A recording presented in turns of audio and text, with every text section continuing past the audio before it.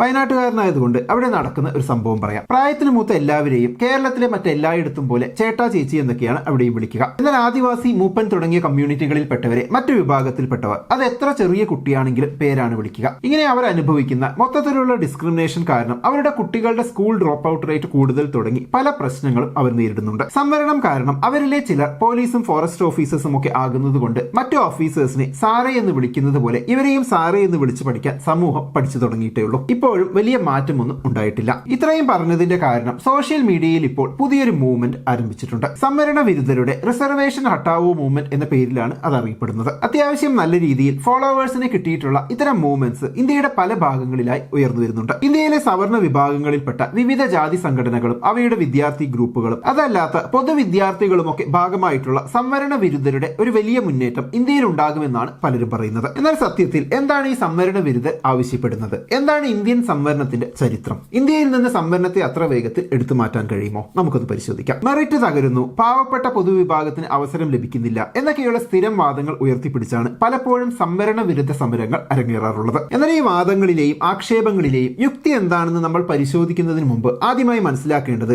എന്താണ് യഥാർത്ഥത്തിൽ സംവരണം എന്നും എന്തുകൊണ്ടാണത് ഇന്ത്യൻ കോൺസ്റ്റിറ്റ്യൂഷനിൽ ഉൾപ്പെടുത്തിയത് എന്നതുമാണ്. നമ്മുടെ നാട്ടിലെ ഭൂരിഭാഗം ആളുകളും ഇപ്പോഴും തെറ്റിദ്ധരിച്ചു വെച്ചിരിക്കുന്ന ഒരു പ്രധാനപ്പെട്ട കാര്യം സംവരണം എന്നത് പാവപ്പെട്ടവർക്ക് സാമ്പത്തിക സഹായം നൽകുന്നത് പോലെയോ സൗജന്യങ്ങൾ നൽകുന്നത് പോലെയുള്ള ഒരു സാമ്പത്തിക അല്ലെങ്കിൽ ദാരിദ്ര്യ നിർമ്മാർജ്ജന പദ്ധതിയാണ് എന്നതാണ്. എന്നാൽ സത്യത്തിൽ സംവരണം എന്നത് ഒരു സാമ്പത്തിക ആനുകൂല്യമേ അല്ല. മറിച്ച് നൂറ്റാണ്ടുകളായി ജാതി വ്യവസ്ഥയുടെ പേരിൽ സാമൂഹികമായും വിദ്യാഭ്യാസപരമായും മാറ്റി നിർത്തപ്പെടുകയും പാർശ്വവൽക്കരിക്കപ്പെടുകയും ചെയ്ത ജനവിഭാഗങ്ങൾക്ക് രാജ്യത്തിന്റെ ഭരണനിർവഹണത്തിലും വിദ്യാഭ്യാസത്തിലും കൃത്യമായ സാമൂഹിക പ്രാതിനിധ്യം അഥവാ സോഷ്യൽ റെപ്രസെന്റേഷൻ ഉറപ്പുവരുത്താൻ വേണ്ടി ഭരണഘടന നൽകുന്ന തികച്ചും ജനാധിപത്യപരമായ ഒരു അവകാശമാണ്. നൂറ്റാണ്ടുകളായി ജാതിയുടെ അടിസ്ഥാനത്തിൽ അടിച്ചമർത്തപ്പെടുകയും അക്ഷരവും അറിവും നിഷേധിക്കപ്പെടുകയും ചെയ്ത വലിയൊരു ഭൂരിപക്ഷം ജനത നമ്മളോടൊപ്പം ജീവിക്കുന്ന ഒരു രാജ്യത്താണ് നമ്മൾ നിൽക്കുന്നത്. ജനനത്തിന്റെ പേരിൽ മാത്രം ചില വിഭാഗങ്ങൾക്ക് എല്ലാ അധികാരങ്ങളും സമ്പത്തും വിദ്യാഭ്യാസവും സ്വന്തമാവുകയും മറ്റു ചില വിഭാഗങ്ങൾക്ക് ഇതെല്ലാം പൂർണ്ണമായി നിഷേധിക്കപ്പെടുകയും ചെയ്ത ചരിത്രമാണ് ഇന്ത്യയുടേത്. സ്വതന്ത്ര ഇന്ത്യയിൽ ഈ അനീതി തിരുത്താനും എല്ലാവർക്കും സമത്വം ഉറപ്പുവരുത്താനും വേണ്ടിയാണ് ഡോക്ടർ BR അംബേദ്കറുടെ നേതൃത്വത്തിൽ ഭരണഘടന നിർമ്മിച്ചപ്പോൾ സംവരണം എന്ന ആശയം കൊണ്ടുവരുന്നത്. ഭരണഘടനയുടെ ആർട്ടിക്കിൾ 15, 16 എന്നിവയിലൂടെയാണ് പട്ടികജാതി, പട്ടികവർഗ, മറ്റ് പിന്നോക്ക വിഭാഗങ്ങൾക്ക് വിദ്യാഭ്യാസത്തിലും പൊതു നിയമനങ്ങളിലും സംവരണം ഉറപ്പു നൽകിയത്. കേവലം ഒരു ഔദാര്യമല്ല, മറിച്ച് ചരിത്രപരമായി നിഷേധിക്കപ്പെട്ട അവകാശങ്ങൾ തിരിച്ചു നൽകുന്ന ഒരു പരിഹാരക്രിയയായിട്ടാണ് ഭരണഘടനാ ശില്പികൾ ഇതിനെ കണ്ടത്. സംവരണം എന്ന വിഷയത്തെക്കുറിച്ച് സംസാരിക്കുമ്പോൾ അതിൽ ഡോക്ടർ BR അംബേദ്കർ എന്ന ചിന്തകന്റെയും ഭരണഘടനാ ശില്പിയുടെയും പങ്കിനെ മാറ്റി നിർത്തിക്കൊണ്ട് നമുക്ക് സംസാരിക്കാനാകില്ല. ഇന്ത്യയിലെ സംവരണ സംവിധാനം അംബേദ്കറുടെ കേവലം ഒരു ആശയ രൂപീകരണമായിരുന്നില്ല, മറിച്ച് നൂറ്റാണ്ടുകളായി ജാതി വ്യവസ്ഥയാൽ ഭരണ പങ്കാളിത്തവും മനുഷ്യാവകാശങ്ങളും നിഷേധിക്കപ്പെട്ട ജനതയ്ക്ക് അഭിമാനവും അധികാരവും ഉറപ്പാക്കാൻ അദ്ദേഹം നടത്തിയ ദീർഘകാല പോരാട്ടങ്ങളുടെ ഫലമായിരുന്നു.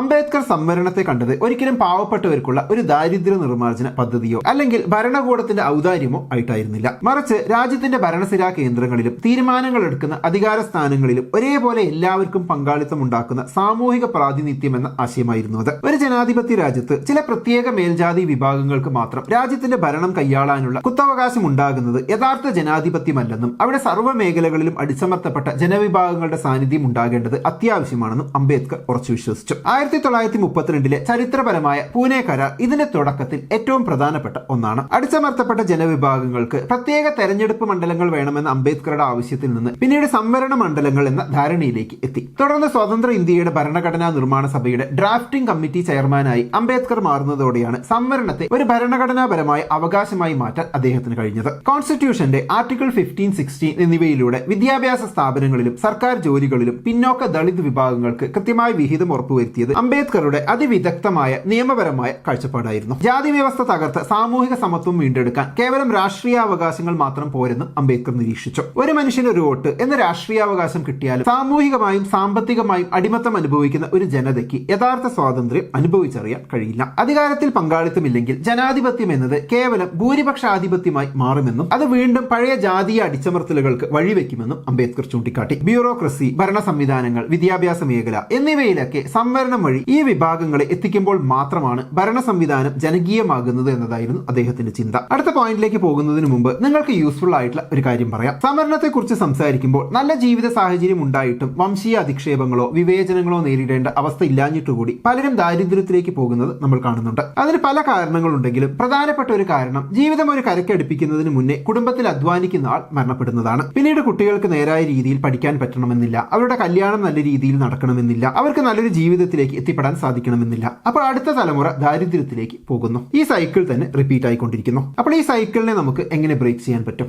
അതിന് വാർഷിക വരുമാനത്തിന്റെ 150 മുതൽ 200 ഇരട്ടി വരെ നീക്കിയിരിപ്പ് ഉണ്ടാക്കിയ ശേഷം മരിച്ചാൽ മതി. പക്ഷെ എല്ലാവരെ കൊണ്ടും ഇത്രയും വലിയ സംഖ്യയൊന്നും ഉണ്ടാക്കി വെക്കാൻ പറ്റണമെന്നില്ല. അതുകൊണ്ടാണ് പറയുന്നത് എല്ലാവരും മസ്റ്റ് ഹാവ് ഇൻഷുറൻസ് ആയ ടേം ഇൻഷുറൻസുകൾ എടുത്തു വെക്കണം. ഇതിന് വലിയ പണമൊന്നുമില്ല. 1000 രൂപയിൽ താഴെ തന്നെ നമുക്ക് പ്രീമിയത്തിലേക്ക് കിട്ടും. 1 കോടിയും 2 കോടിയും കവറേജ് ഉണ്ടാകും. അങ്ങനെയാണെങ്കിൽ പോളിസി അടയ്ക്കുന്ന കാലയളവിൽ പോളിസി ഹോൾഡർ മരണപ്പെട്ടാൽ കുടുംബത്തിന് വലിയ നഷ്ടപരിഹാരം പരിരക്ഷ കിട്ടും. ഒരു 60-70 വയസ്സ് വരെയെങ്കിലും മിനിമം എല്ലാവരും ഇത് എടുത്തു വെക്കണം. വിവിധ കമ്പനികളെ കമ്പയർ ചെയ്ത് നിങ്ങൾക്ക് എത്ര പ്രീമിയം ആകും, നിങ്ങൾക്ക് യോജിക്കുന്ന പ്ലാൻ ഉണ്ടോ, ഏതെല്ലാം തരം പ്ലാനുകളുണ്ട്, ഇങ്ങനെയെല്ലാം കണ്ടെത്താൻ വേണ്ടിയുള്ള ലിങ്ക് ഞാൻ കമന്റിലും ഡിസ്ക്രിപ്ഷൻ ബോക്സിലും കൊടുത്തിട്ടുണ്ട്. എല്ലാവരും നാളത്തേക്ക് മാറ്റിവെക്കാതെ ഇപ്പോൾ തന്നെ ഇത് എടുത്തു വെക്കുക. കാരണം മരണം എപ്പോഴാണ് വരിക എന്ന് ഒരാൾക്കും പ്രെഡിക്റ്റ് ചെയ്യാൻ പറ്റില്ല. അപ്പോൾ ഫാമിലിക്ക് മറ്റാരുടെയും മുന്നിൽ കൈനീട്ടേണ്ടി വരരുത്. എന്ന് നമുക്ക് വീഡിയോയിലേക്ക് തിരിച്ചു വരാം. സംവരണവുമായി ബന്ധപ്പെട്ട് പലപ്പോഴും പരക്കുന്ന വലിയൊരു തെറ്റിദ്ധാരണയാണ് അംബേദ്കർ സംവരണം 10 വർഷത്തേക്ക് മാത്രം മതി എന്ന് പറഞ്ഞിരുന്നു എന്നത്. എന്നാൽ സത്യത്തിൽ അംബേദ്കർ 10 വർഷത്തെ പരിധി വെച്ചത് പാർലമെന്റിലെയും നിയമസഭകളിലെയും രാഷ്ട്രീയ സംവരണത്തിന് മാത്രമായിരുന്നു. പരീക്ഷകളിലും ജോലികളിലുമുള്ള സാമൂഹികവും വിദ്യാഭ്യാസപരവുമായ സംവരണത്തിന് അങ്ങനെയൊരു സമയപരിധി അദ്ദേഹം വെച്ചിരുന്നില്ല.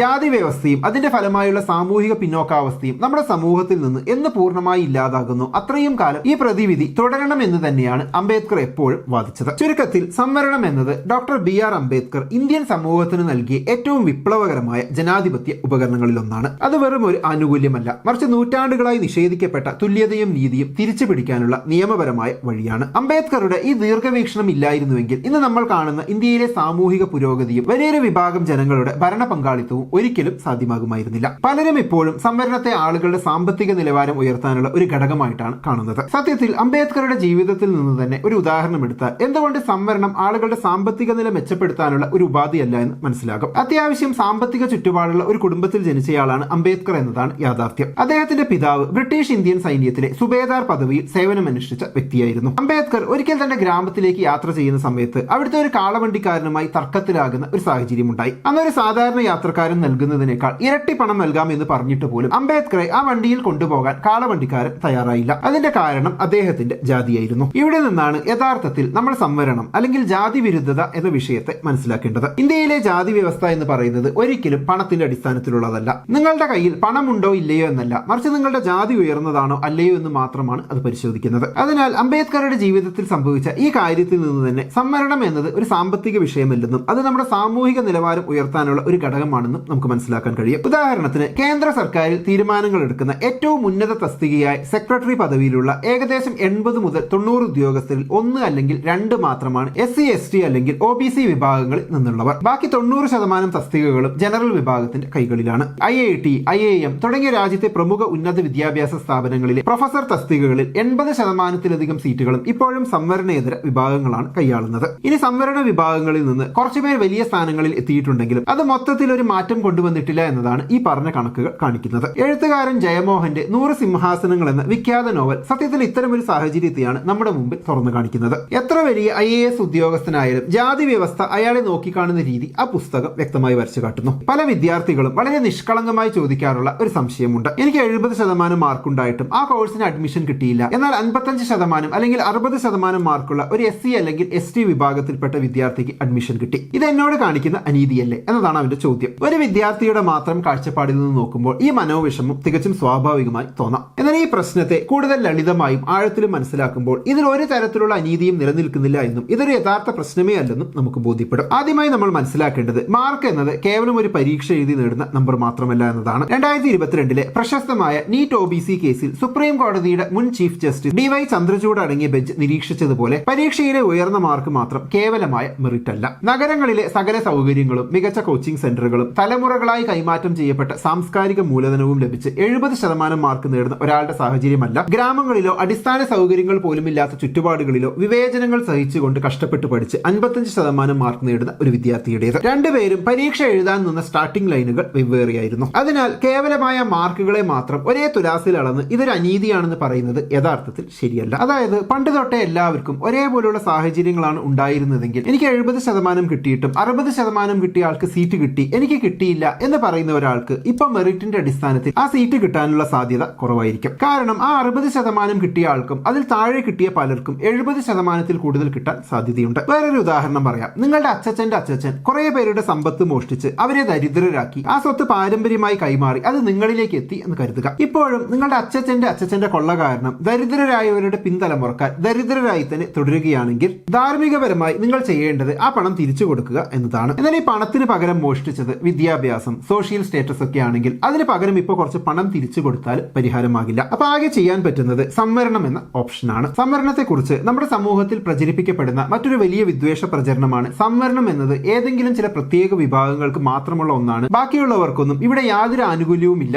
എന്നത്. ഈ ഒരു തെറ്റായ ധാരണ മുൻനിർത്തിയാണ് ചില പ്രത്യേക വിഭാഗങ്ങൾ ഇവിടുത്തെ മറ്റുള്ളവരുടെ അവകാശങ്ങൾ തട്ടിയെടുക്കുന്നു എന്ന തരത്തിലുള്ള വ്യാജ പ്രചരണങ്ങൾ പലപ്പോഴും അഴിച്ചുവിടാറുള്ളത്. എന്നാൽ റിയാലിറ്റി പരിശോധിച്ചാൽ ഈ വാദം പൂർണ്ണമായും തെറ്റാണെന്ന് മനസ്സിലാക്കാം. ഇന്ത്യയിലും പ്രത്യേകിച്ച് കേരളത്തിലും ഇവിടുത്തെ ഭൂരിഭാഗം വരുന്ന എല്ലാ ജനവിഭാഗങ്ങൾക്കും ഏതെങ്കിലും ഒരു കാറ്റഗറിയിൽ സംവരണ ആനുകൂല്യം ലഭിക്കുന്നുണ്ട് എന്നതാണ് യഥാർത്ഥ വസ്തുത. 2019 103-ാം ഭരണഘടനാ ഭേദഗതിയിലൂടെ കേന്ദ്ര സംസ്ഥാന സർക്കാരുകൾ നടപ്പിലാക്കിയ സാമ്പത്തിക സംവരണം വഴി സവർണ അഥവാ മുന്നോക്ക വിഭാഗങ്ങൾ എന്നറിയപ്പെടുന്ന നായന്മാർ, ബ്രാഹ്മണർ, അമ്പലവാസി വിഭാഗങ്ങൾ, നസ്രാണി മുന്നോക്ക ക്രിസ്ത്യാനികൾ തുടങ്ങിയ ജനവിഭാഗങ്ങൾക്ക് 10% സംവരണം പ്രത്യേകം മാറ്റിവെച്ചിട്ടുണ്ട്. കുടുംബ വാർഷിക വരുമാനം 8 ലക്ഷം രൂപയിൽ താഴെയുള്ളവർക്ക് ഇതിന്റെ ആനുകൂല്യം ലഭിക്കുന്നു. അതായത് ചുരുക്കത്തിൽ പറഞ്ഞാൽ ഇന്ത്യയിലോ കേരളത്തിലോ ഇന്ന് സംവരണത്തിന്റെ പരിധിക്ക് പുറത്തു നിൽക്കുന്ന ഒരു പ്രമുഖ സമുദായവും ഇല്ല എന്ന് തന്നെ പറയാം. ആകെ ജനസംഖ്യയിലെ 90%-ത്തിലധികം വരുന്ന മനുഷ്യരും ഏതെങ്കിലും തരത്തിലുള്ള അഫർമേറ്റീവ് ആക്ഷൻ അല്ലെങ്കിൽ റിസർവേഷൻ കാറ്റഗറിയുടെ പരിധിയിൽ വരുന്നവരാണ്. അങ്ങനെയെന്നിരിക്കെ ചില പ്രത്യേക വിഭാഗങ്ങൾ മാത്രം മറ്റുള്ളവരുടെ ജോലി അല്ലെങ്കിൽ സീറ്റുകൾ തട്ടിയെടുക്കുകയാണെന്ന് പറയുന്നത്